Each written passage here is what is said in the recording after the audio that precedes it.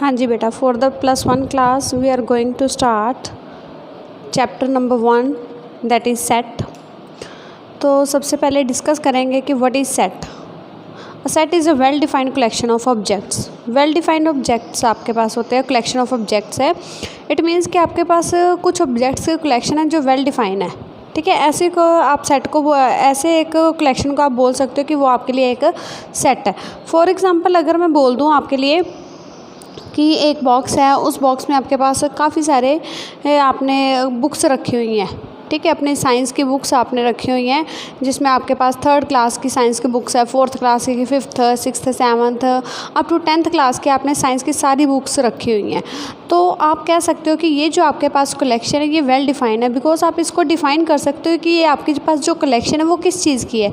This is a collection of science books from 3rd class to the 10th class. ठीक है, it means आप इस चीज़ को define कर सकते हो। बट अगर आप किस चीज़ को डिफ़ाइन नहीं कर सकते कि ये कलेक्शन तो आपने किया, बट वो किस चीज़ की कलेक्शन है, ठीक है, तो वो वेल डिफाइंड है। फॉर एग्जांपल अगर एक बॉक्स है, उस बॉक्स में आप अपने साथ कुछ रख देते हो, अपने पेंसिल्स रख देते हो, पेन रख दिए, उसमें कुछ बुक्स रख दी, कुछ नोटबुक्स रख दिए आपने।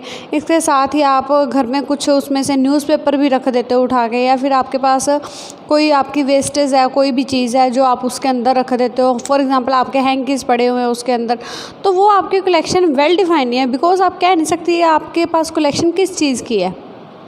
सो collection of well defined object is called a set.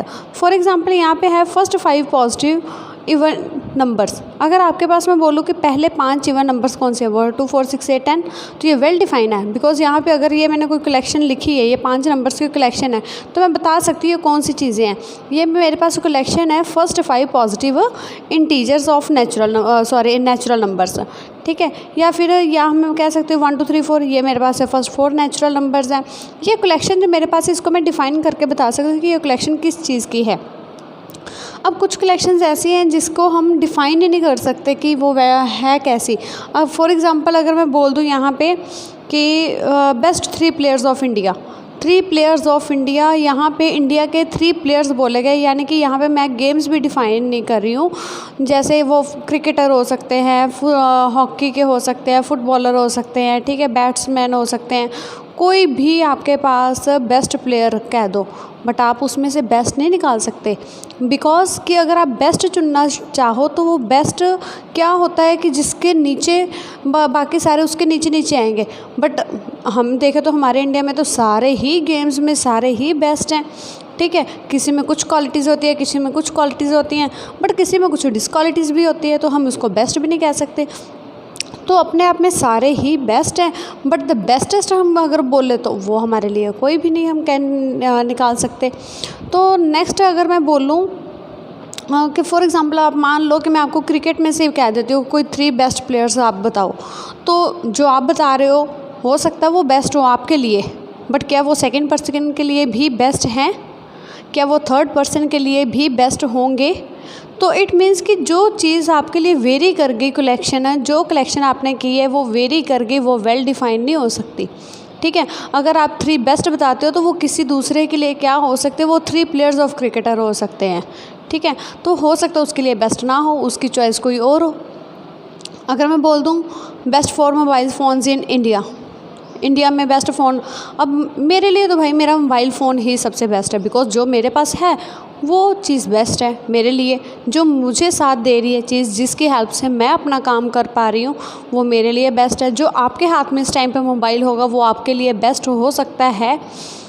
और या फिर किसी के पास iPhone 10 है, किसी के पास 7 है, 11 Pro, बहुत से मोबाइल है, वीवो है, सैमसंग है, ओप्पो है, तो बेस्ट इनमें से हम नहीं निकाल सकते, बिकॉज़ हमारी ये जजमेंट नहीं हो सकती कि वाकई ये बेस्ट है। हो सकता है जो आपके लिए बेस्ट है वो दूसरे के लिए बिल्कुल ही ख़राब चीज़ हो।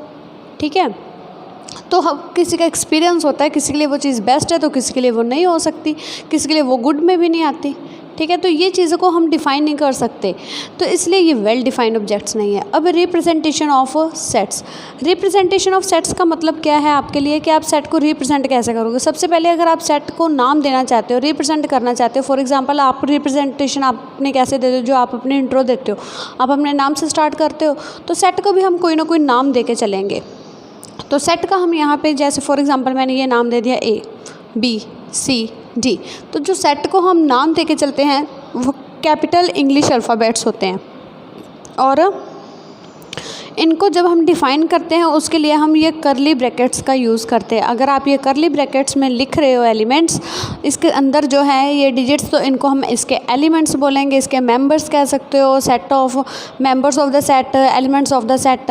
ठीक है, ये करली ब्रैकेट है, ये आपको डिनोट करती है कि ये हमने एक सेट की कलेक्शन, ये सेट की कलेक्शन की गई है।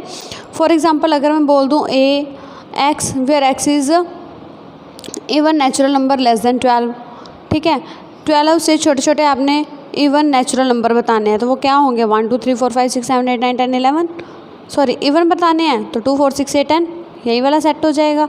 तो इट मीन्स आपके पास क्या है, सेट क्या होगा आपके पास कि इसको रिप्रेजेंट कैसे किया जाए। ये दो फॉर्म्स है रिप्रेजेंट करने की, ये मैं बाद में डिफाइन करती हूँ कि ये कौन कौन सी फॉर्म्स हैं।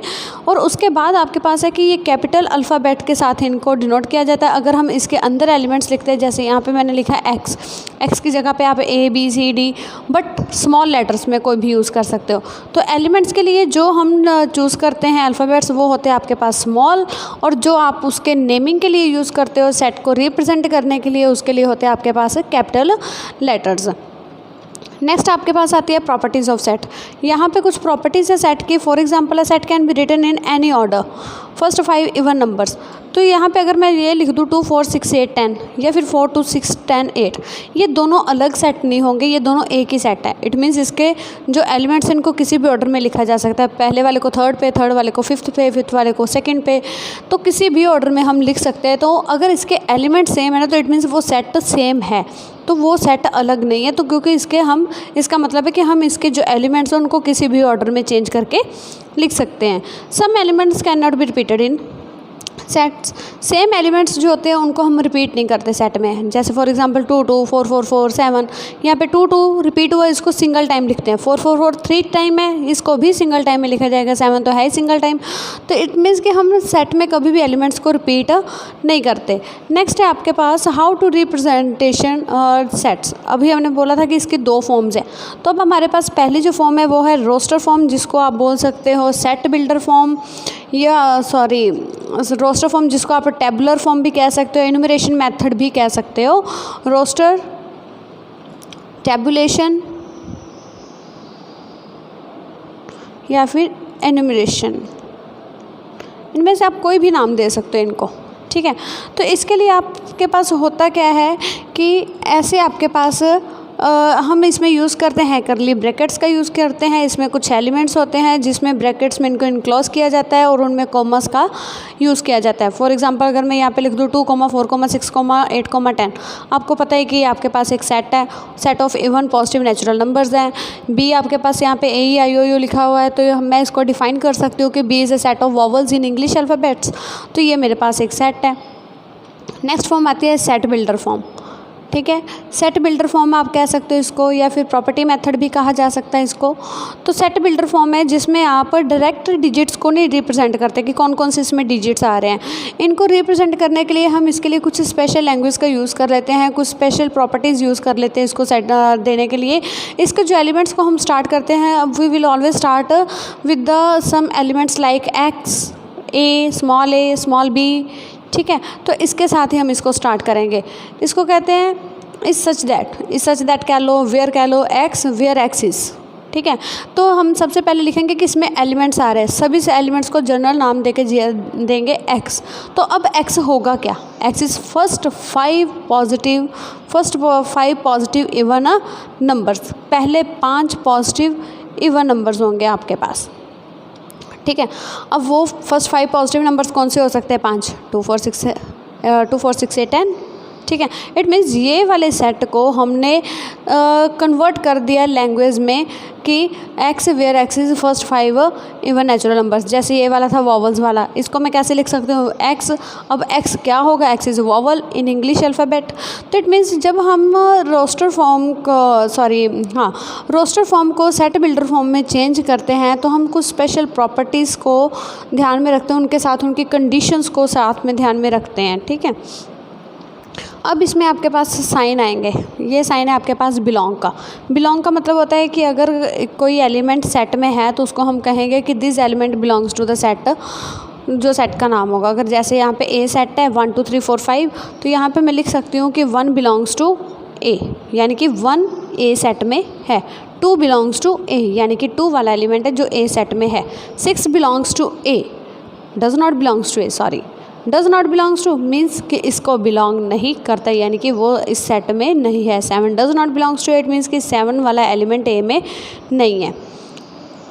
अब है आपके पास कुछ आपके पास स्टैंडर्ड सेट्स होते हैं।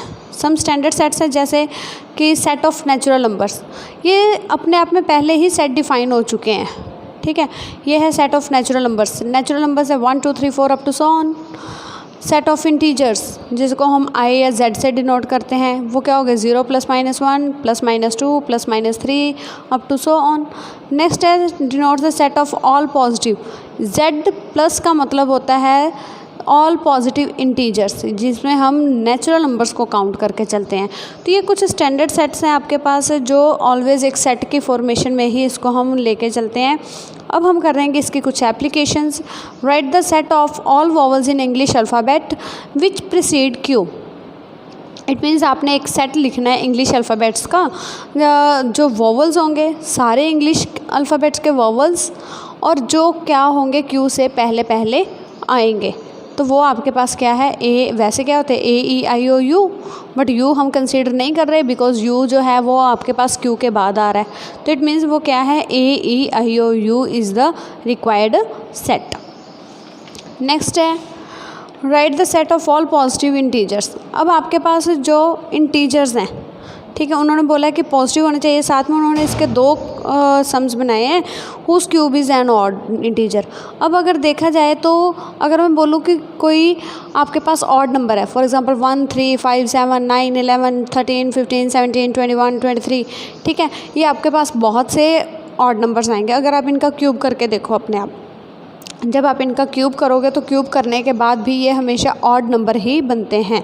और अगर आप इवन नंबर का क्यूब करोगे तो वो ऑलवेज़ आपके पास एक इवन नंबर ही बनेगा।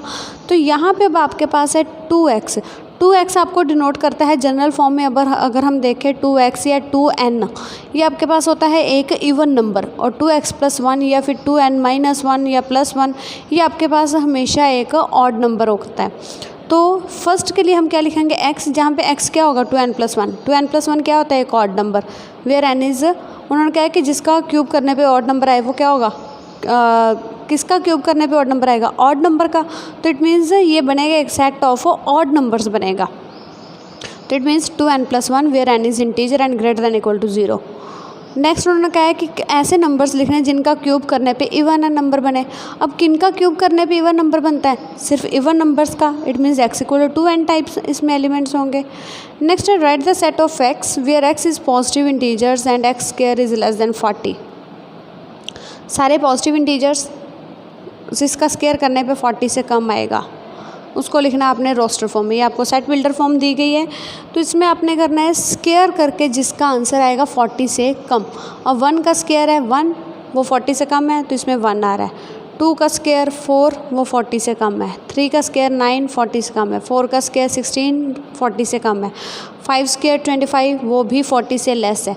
6 स्क्वायर इज़ 36, वो भी लेस देन 40 है। 7 square is 49 which is greater than 40, तो 7 ही आएगा। इट मीन्स 7 के बाद जितने भी नंबर आएंगे 7 या 7 के बाद सारे का स्क्वायर करके 40 से ज़्यादा ही आने वाला है। तो इट मीन्स यहाँ पे जो एलिमेंट्स आ रहे हैं आपके पास सिर्फ 6 तक ही आएंगे, क्योंकि अब उन्होंने पॉजिटिव बोला है तो इट मीन्स हम 0 नेगेटिव तक जाएंगे ही नहीं। तो it means 1 2 3 4 5 6 is your set. Next है now the next example is example number 5. Write the set 1/2, 2/3, 3/4, 4/5, 5/6, 6/7 in the set builder form। यानी कि इनको आपने सेट बिल्डर फॉर्म में लिखना है। सेट बिल्डर फॉर्म में अब कैसे लिख सकते हैं, अब इसमें एक चीज़ ध्यान देने की बात है कि अगर ऊपर 1 है तो नीचे क्या है, उसमें +1 किया गया, 1 + 1। अगर 2 है तो 2 + 1 है नीचे, यानी कि 3। 3 है तो 4 है, यानी कि 3 + 1। यहाँ पे 4 + 1, क्योंकि 5 को हम लिख सकते हैं ना 4 + 1, ये 5 + 1, ये 6 + 1, ठीक है। तो इट मीन्स यहाँ पे हम इसको कैसे डिफ़ाइन करेंगे, एक्स वाले वो वाले नंबर जिसमें एक्स क्या होगा n/n+1, यानी कि जो नंबर ऊपर है उससे क्या है एक ज़्यादा नीचे है। बट ये भी ध्यान में रखना है कि कहाँ तक है और नंबर कौन से है, इसमें माइनस वाले नंबर नहीं है।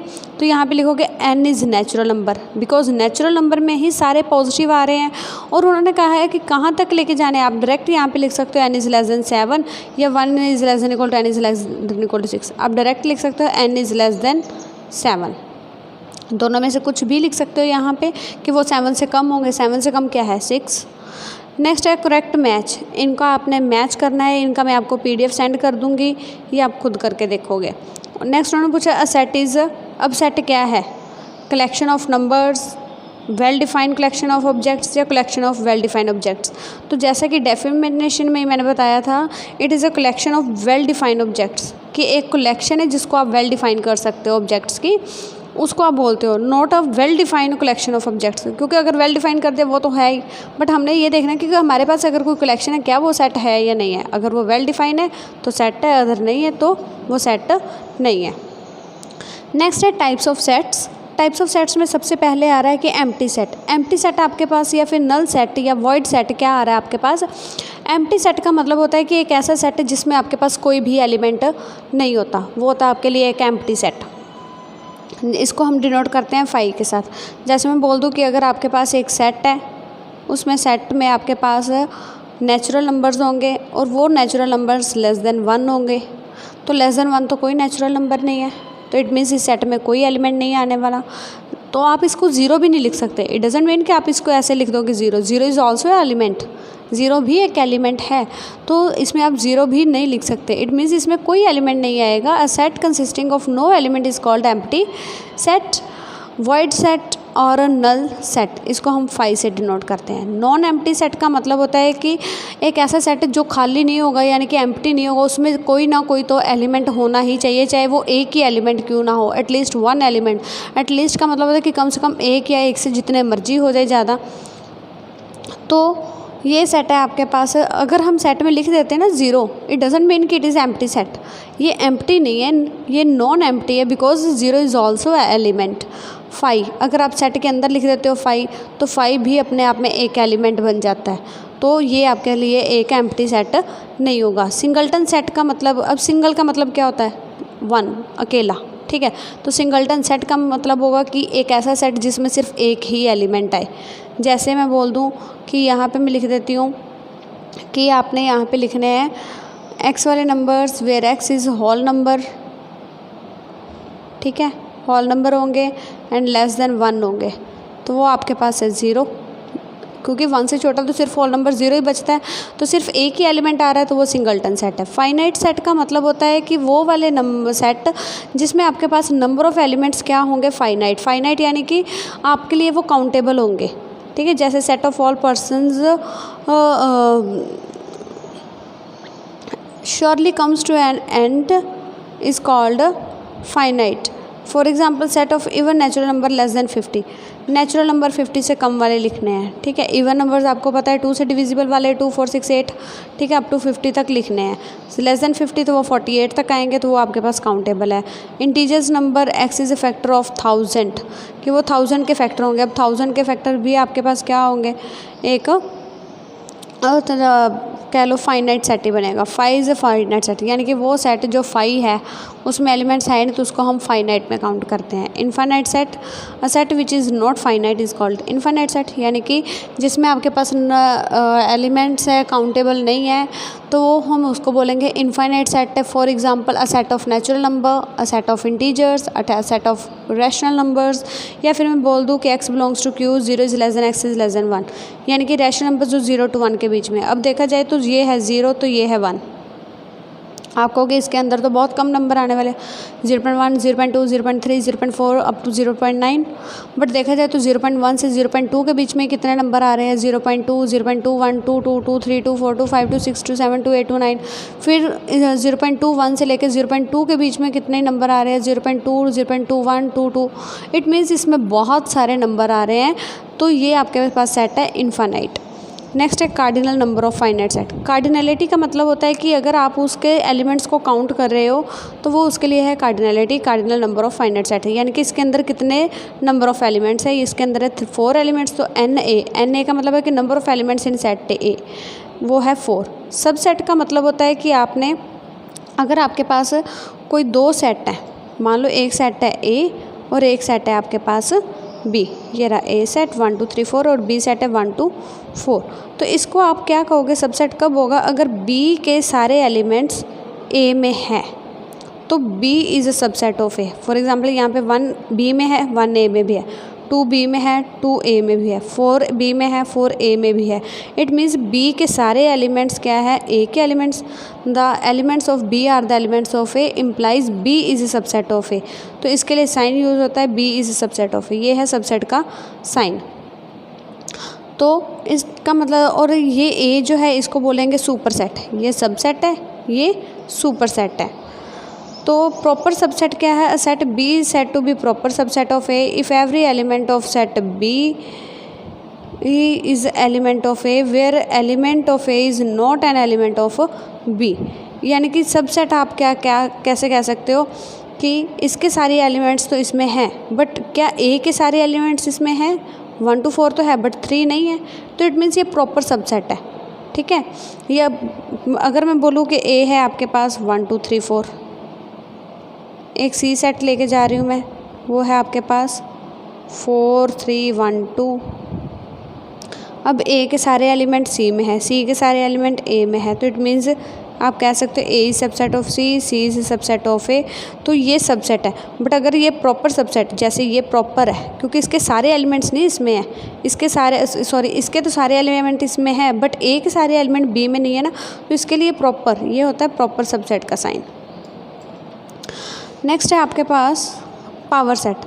पावर सेट का मतलब होता है कि एक सेट के आगे आप कितने सबसेट बना सकते हो, जब उनका एक सेट बनाया जाता है तो वो आपके पास है पावर सेट। फॉर एग्जांपल यहाँ पे है 1 2 3, अब इसके सबसेट आपने खुद जनरेट करने हैं। सबसेट क्या होंगे, जैसे मैं लिख रही हूँ एक, आप ये ब्रैकेट्स को छोड़ो, जैसे पहले एक एक एलिमेंट करके ये 1, अगर मैं ऐसे लिख रही हूँ 1, तो क्या 1 इसका सबसेट है क्योंकि ये 1 अगर इसमें है तो इसमें भी है, तो ये वाला सेट इसका सबसेट है। फिर अकेला 2, अकेला 3, सिंगल एलिमेंट्स का सेट बनाना है। फिर 2 एलिमेंट्स का बना लो, 1 2 2 3 3 1 या 1 3 सेम चीज़ है, 1 2 2 3 3 1। फिर 3 एलिमेंट्स 1 2 3, और एक है 5 है जो सबका सबसेट होता ही होता है। 5 is always a subset of every set, 5 सभी का सबसेट है। ठीक है, तो इट मीन्स आपके पास कितने एलिमेंट्स होंगे, 1 2 3 4 5 6 7 8। तो जब आप इनको एक सेट के फॉर्म में दोबारा रखोगे तो ये बनेंगे पावर सेट। ए के सबसेट जितने बनते हैं उनको एक सेट के फॉर्म में रखना वो होता है power set. A set formed by all subsets of given set A is called the power set of A. अब इसमें कितने पावर सेट बनते हैं, अब इसमें 3 एलिमेंट्स है तो इसको आप देख सकते हो कि पावर सेट इसके बनेंगे 2 की पावर में लिखने एलिमेंट्स। अगर 3 एलिमेंट्स है तो 2 raised to power 3 8।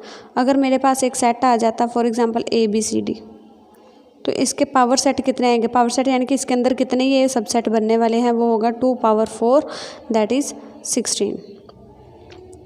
नेक्स्ट है equal sets and equivalent sets. Equal sets क्या होते हैं कि ऐसे 2 सेट्स, इफ़ इक्वल और इक्विवेलेंट में फ़र्क क्या है, इक्वल का मतलब होता है बिल्कुल सेम और इक्विवेलेंट का मतलब होता है कि एक दूसरे के जैसे, ना कि एक दूसरे के सेम। ठीक है, फॉर एग्जांपल यहाँ पे आपके पास है इक्वल सेट्स का मतलब है कि अगर आपके पास 2 सेट हैं उसके नंबर ऑफ़ एलिमेंट्स भी इक्वल है और वो एलिमेंट्स भी इक्वल है। जैसे यहाँ पे 5 है तो यहाँ पे भी है, ये 6 यहाँ पे भी है, ये 2 यहाँ पे भी है, तो सारी चीज़ें इक्वल है, नंबर ऑफ़ एलिमेंट्स भी इक्वल है और उनके एलिमेंट्स भी इक्वल है, उनकी काउंटिंग और वो एलिमेंट्स सेम है, तो इट मीन्स ये आपस में इक्वल सेट्स हैं। इक्विवेलेंट सेट्स होते हैं कि अगर 2 सेट्स आपके पास, कब बोलोगे ये इक्विवेलेंट है, जब उनके number of elements just equal होंगे बट वो एलिमेंट्स नहीं इक्वल होंगे। अगर इसमें 3 एलिमेंट्स है तो इसमें भी 3 है, बट इसमें 1 है, इसमें नहीं है, इसमें 2 है, इसमें है 3, बट एक भी अगर एलिमेंट आपके पास सेम मैच नहीं ना हो रहा तो वो इक्विवेलेंट है, इक्वल नहीं है। Number of elements in A 3, number of elements in B वो भी 3 है, तो नंबर ऑफ़ एलिमेंट्स इक्वल है but A is not equal to B, तो इट मीन्स ये आपके पास इक्विवेलेंट सेट है। बाकी कल करेंगे।